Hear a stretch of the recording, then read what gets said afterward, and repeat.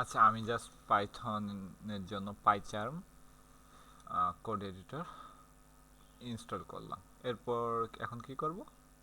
আচ্ছা, ইম্পোর্ট আমার দরকার নেই, স্কিপ করলাম ইম্পোর্ট। এখন এরকম একটা উইন্ডো আসছে। তো আমি একটা নিউ প্রজেক্টে ক্লিক করব। এখানে প্রজেক্টের লাস্টের এই অংশটুকু আমার প্রজেক্টের নাম চাচ্ছে। তো আমি একটা নাম দিতে পারি, আবার এইভাবে রাখতে পারি, সমস্যা নেই। তবে এখানে ক্রিয়েট ওয়েলকাম স্ক্রিপ্ট এটা আমি দেব। এরপর ক্রিয়েট করব। তো আমার কয়েক সেকেন্ড লাগবে রেডি হতে। রেডি হয়ে গেছে। এই যে এখানে একটা লাল দাগ আছে, এখানে জাস্ট ক্লিক করব, চলে যাব এটা। তো আমাদের রেডি। এখানে আমি যদি এখন লিখি প্রিন্ট হ্যালো ওয়ার্ল্ড, এরপর যদি রান করি আমার কিন্তু এটা রান হয়ে যাবে হ্যালো ওয়ার্ল্ড। এখন এই জায়গায় কারেন্ট ফাইল লেখা আছে, অনেক সময় এখানে মেইন লেখা থাকতে পারে। তো ক্লিক করে কারেন্ট ফাইলটা সিলেক্ট করে দিতে হবে। তার মানে তাহলে আমি যখন ক্লিক করব তখন কারেন্ট ফাইলটা আমাদের রান হবে। এটাই। এখন যদি আমরা নতুন আরেকটা ফাইল নিতে চাই, কি করব? এই যে কোনায় হ্যামবার্গার মেনুতে ক্লিক করব, ফাইলে যাব, আর এরপর আমরা কি করব? নিউয়ে যাব। নিউ আমাদের পাইথনে ফাইল নেব। লিখলাম প্রবলেম ওয়ান, বা আন্ডারস্কোর ওয়ান দিতে পারি।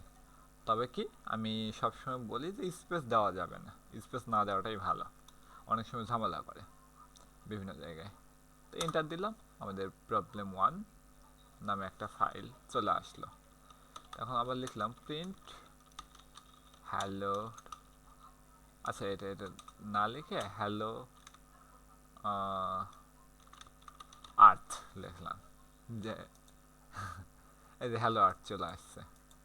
যদি হ্যালো ওয়ার্ল্ডই আসে তাহলে বোঝা লাগবে এখানে কারেন্ট ফাইল সিলেক্ট করা নাই, এখানে মেইন সিলেক্ট করা আছে, অনেক সময় এটা ঝামেলা করে। আচ্ছা, এখন আমরা যাই প্রশ্নে। পাইথনের আমাদের কয়টা প্রশ্ন? মোট 5টা প্রশ্ন।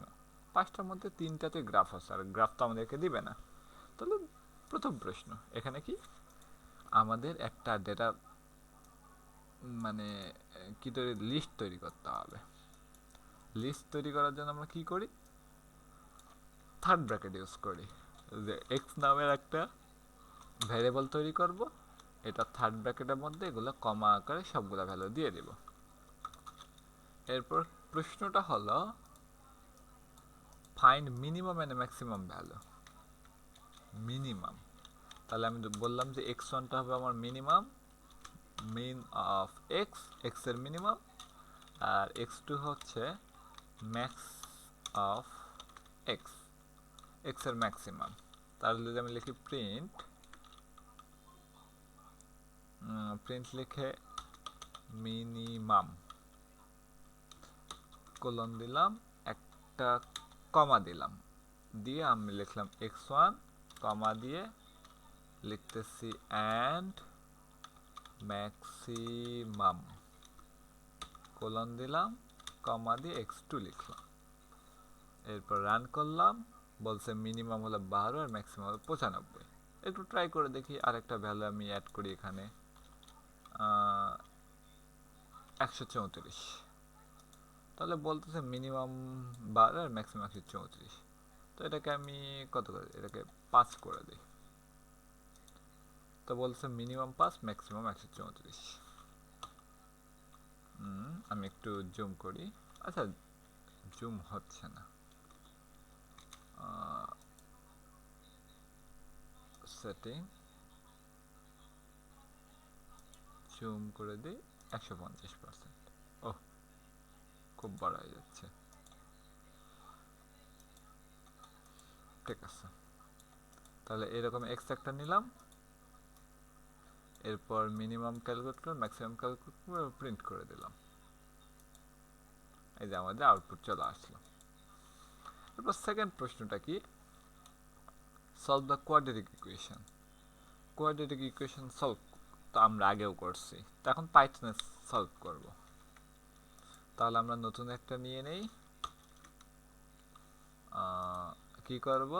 এখানে যাব, new Python file, PROB, problem 2 নিয়ে নিলাম। তো এখন এই জায়গায় আমরা কি করব, প্রথমত এর একটা ভ্যালু নিব। এর ভ্যালু কত, এখানে 1 5 আর 6। এর ভ্যালু 1, বির ভ্যালু 5, সির ভ্যালু 6, তিনটা নিয়ে নিলাম। এখন আমাদের এখান থেকে ক্যালকুলেট করতে হবে কিসের মান, ডিসের মান, অর্থাৎ নিশ্চয়কের মান। এটা কি করব, B square minus 4ac, double star দিলাম। পাইথনে ডাবল স্টার দেওয়াটাই বেটার, যদিও এইটা কাজ করে, তবে না দেওয়াটাই ভালো। আমি রেকমেন্ড করবো ডাবল স্টার ইউজ করতে। বি স্কোয়ার মাইনাস 4 ইন্টু এ ইন্টু সি, এটা।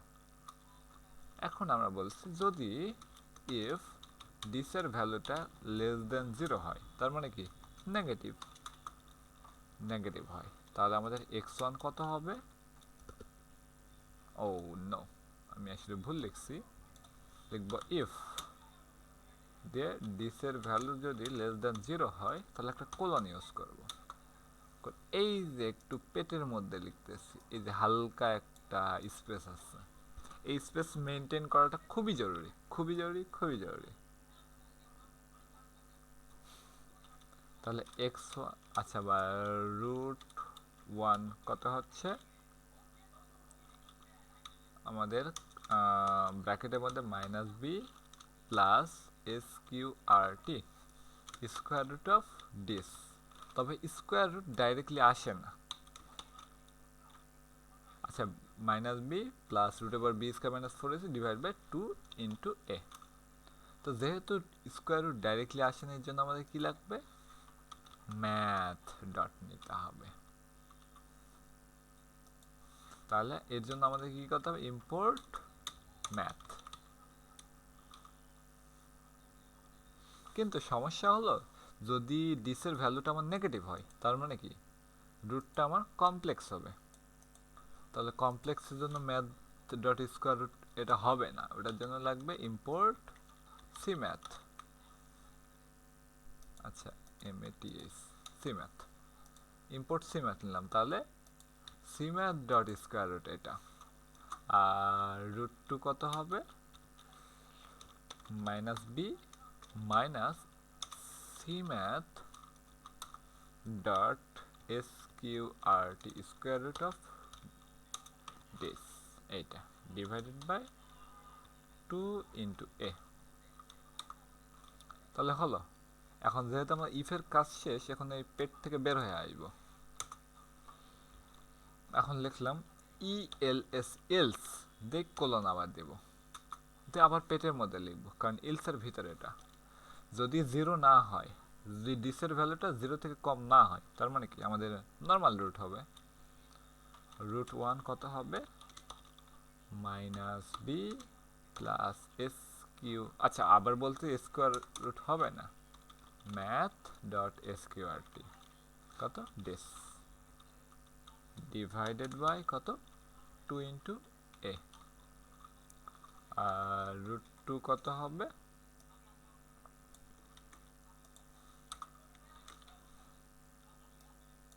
√2 হবে এখানে মাইনাস,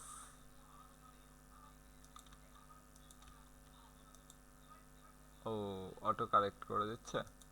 আচ্ছা, আমার কপি করার জন্য অটোমেটিক এগুলো মাইনাস টাইনাস এগুলো দিয়ে লাগবে না যদিও। আচ্ছা, স্পেস দিয়ে রাখলে ভালো, আমি একরকমই রাখলাম। এগুলো হলো। এখন কি স্কোয়ার রুটে কাজ, মানে ইলসের ভিতরে কাজ তো হয়ে গেছে। এখন আমরা করবো প্রিন্ট, প্রিন্ট √1, √1 কত হবে আমাদের, আর ডব্লিউটি √1 কমা অ্যান্ড √2 কোলন দিয়ে আমি কমা দিয়ে √2 এখানে রান করব। আমার দেখাচ্ছে √1টা হলো -2 আর √2 -3। এখন যদি বলি আমার এর মানটা হলো 10, তাহলে কি হবে, এই যে আমার কিন্তু কমপ্লেক্স দিয়ে দিচ্ছে, -0.25 প্লাস এত, কত শেষে দিচ্ছে কত, জে। জে মানে কি, আমরা কমপ্লেক্সে কি ইউজ করি, আই ইউজ করি, এখানে পাইথনে আমাদেরকে জে দিয়ে দেয়, তাহলে রেজাল্ট আসছে।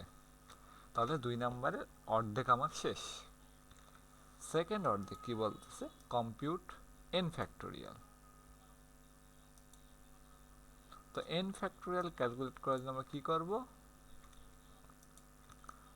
নতুন আরেকটা ফাইল নিয়ে নেই, এখানে যাব নিউ পাইথন ফাইল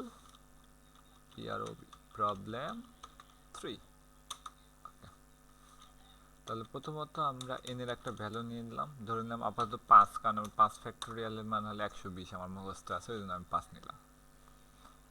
এখন যদি এন এর ভ্যালুটা লেস দেন 0 হয়, এখানে ব্র্যাকেট ইউজ করা লাগবে না, ব্র্যাকেট বাদ দিয়ে আর কি।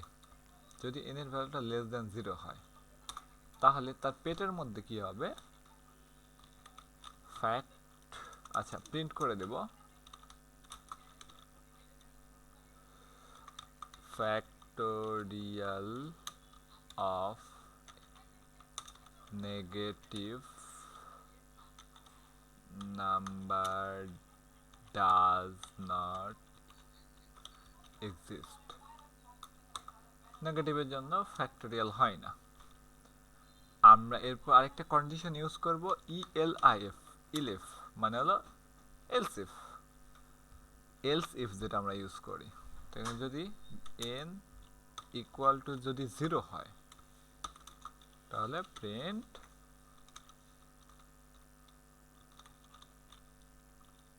ফ্যাক্টোরিয়াল অফ 0 ইজ, আমাদের মান কত হবে,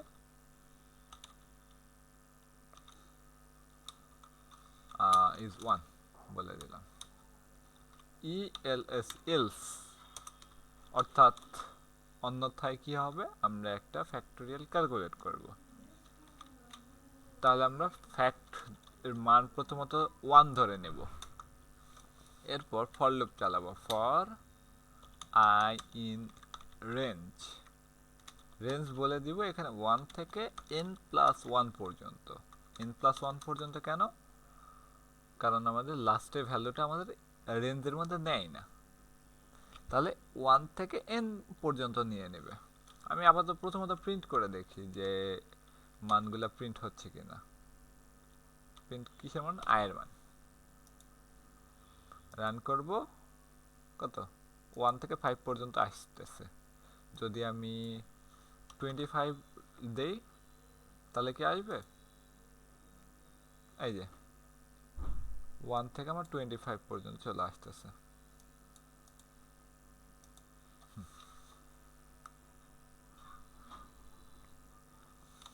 তাহলে এখন যখন আমার মান চলে আসলো, তাহলে আমরা লিখলাম ফ্যাক্ট ইকুয়াল টু ফ্যাক্ট, মানে ফ্যাক্টের নতুন ভ্যালু হলো ফ্যাক্টের আগের ভ্যালু ইন্টু আয়ের মান, অর্থাৎ প্রথম ভ্যালু কত 1, 1 ইন্টু 1 হবে 1, তারপর 1 ইন্টু 2 হবে কত 2, তারপর 2 ইন্টু 3 মানে 6, তারপরে 6 ইন্টু কত হবে 4, 424, তারপর 24 সাথে 5 গুণ হবে, এভাবে গুণ হতে থাকবে আর কি।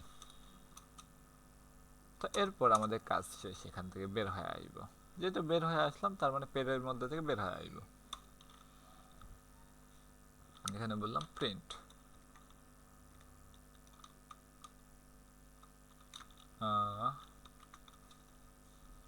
ফ্যাক্টোরিয়াল অফ কত কমা দিয়ে n, কোটেশনের মধ্যে আবার লিখলাম ইজ কত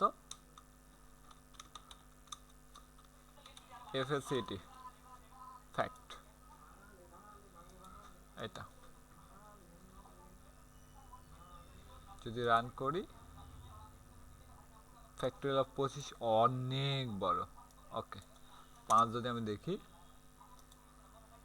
120, এখানে বের করতেছে কত, ফ্যাক্টোরিয়াল অফ 7,